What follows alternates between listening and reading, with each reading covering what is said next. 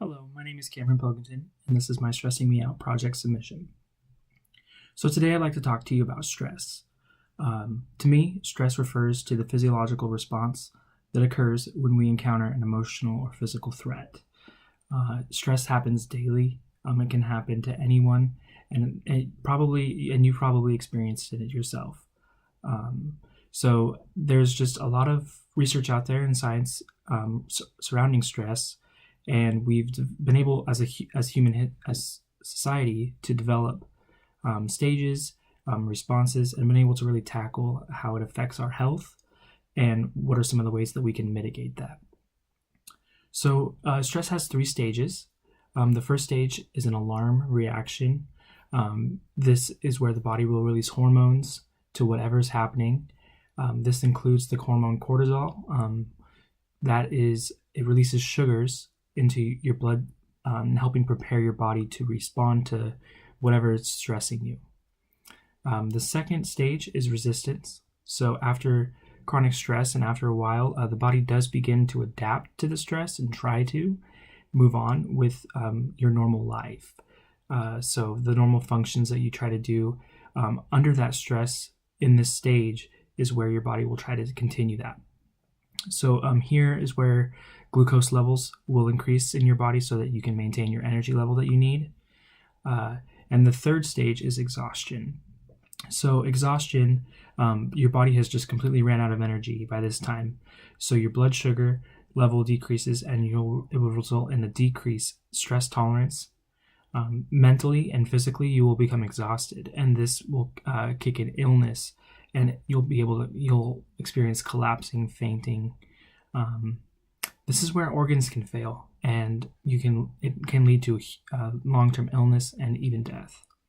So it's kind of important to understand the stages and just be able to understand how where you're at in there when you respond to stress, and just can kind of give you and pinpoint your responses to that. This leads us to some of the long-term and short-term effects of stress throughout the stages. So in the short term, when you encounter stress in your life, some common symptoms include headache, muscle tension and pain. You can experience fatigue and sleep problems. This also includes anxiety, restlessness, lack of motivation, and anger can come out. Moving on to long-term stress, it can cause overeating. You can also undereat. Drug and alcohol abuse is a big part of the long-term factors of stress. Socially withdrawing yourself from situations, people, your family, common situations that you thrive in, you're suddenly just detaching yourself from, is a long-term effect of stress. Another thing is that long-term stress, chronic heart disease can happen. It's an effect because stress, both long-term and chronic, can increase your cardiac output at the same time as it reduces the ability for your blood vessels to conduct blood through your arteries.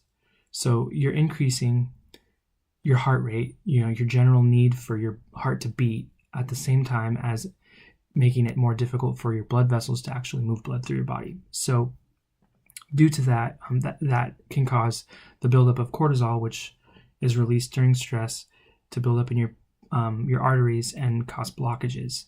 So this increases your blood pressure, and over time can damage your heart muscle because it's just becoming harder on your body to pump blood around. This causes failure, leads to heart attack, and could lead to death. And so these are just some of the short-term, long-term effects that you just need to keep in mind when dealing with stress. As we think about managing stress, we can encounter several responses to stress. So we respond in two main ways. There's the fight or flight, and there's the tend and befriend responses. Fight or flight has to do with an emotional and behavioral reaction to stress that increases the readiness for action. So you've encountered stress and it suddenly invokes you to do something or think something or act in a way. You either go on an attack and aggressively fight the stress, hence the fight part, or you can retreat quickly to safety from the source of stress. So you're just immediately moving yourself away from it, you encounter someone in the street, you become stressed. You can either then in that moment choose to fight them, or you choose to run the other way. I think this is a very common example that you can look to. And ironically, I mean, this is, I guess not ironically, but when science is put to this, it is scientifically proven that it's a common response in men. The tend and befriend response is a behavioral reaction to stress that involves activities designed to create social networks that protect you from stress. So when you talk to others about it or exchanging resources as a way for self-protection, and a lot of times this can happen in females. So this is a common female reaction to stress. Telling your friend group, surrounding you with friends that you have the ability to confide yourself in, journaling. So you're befriending something, you're confiding in something. That's falls under the tend and befriend. It's just familiar. So when you experience stress, you relate and you fall back on those familiar and things that you've befriended in your life. Managing stress can bring numerous health benefits. So when you can manage it correctly, there will always be times in our lives where we do encounter it. We can use our resources around us to help us figure that out. So you want to avoid attempting to suppress, avoid, or deny it. Those ways of managing stress may be easy to gravitate to, but it's not going to help you out in the long term. It's healthy to let out negativity in our lives through conversation. You can vent to other people that you are, confident in. Journaling and even working out can be a physical way to deal with stress. It is critical to also explore these to find out exactly what works for you. And when you find that, you can gravitate towards those and keep that in mind next time you have stress. Some of the two specific strategies that I find myself dealing best with is I can journal about all my events throughout my day, and it really allows me to just kind of get everything out there, and it stays there. I don't find myself coming back and thinking about it. And I also do work out to be able to get that physical, get exhausted and just be like, okay, I'm done with my day. Let's get this out. And I mean that has benefits from a health standpoint. You're actually bettering yourself. With the ways we manage stress, it's important to keep in mind optimism, and then just having a positive outlook on your life. And I think that helps with a lot of stress. Self-efficacy is believing in yourself. You have the ability to do what you think to succeed. And that's just all that is. I mean, when you believe that you can achieve anything, it'll work, it'll go wonders. And hardiness, enduring difficult conditions. A lot of times you can look at hardiness as, the stuff you've gone through in your life and that's where you've gone. That's where you've gone, that's where you've been, and it defines you. So you can reflect on those. They may have caused you stress at one point, but now you are better from it. So kind of personally looking at stress, one of the ways that I've successfully managed stress in a situation, and I think of just, attaining my goals. I constantly have my goals in my mind, financially, career-wise, and academically.